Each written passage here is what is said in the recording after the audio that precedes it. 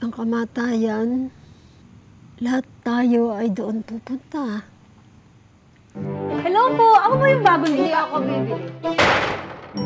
Ho had to admit that the biggest inhibitor to change lies within yourself and that nothing gets better until change. Sa palagay ko, Iha, hindi naman para sa lahat yan eh.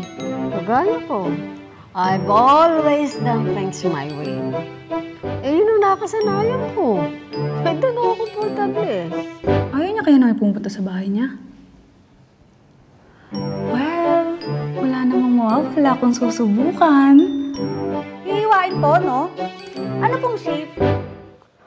Yung mga ganyan simpleng bagay, dapat alam nyo na eh. Kababain yung tao eh.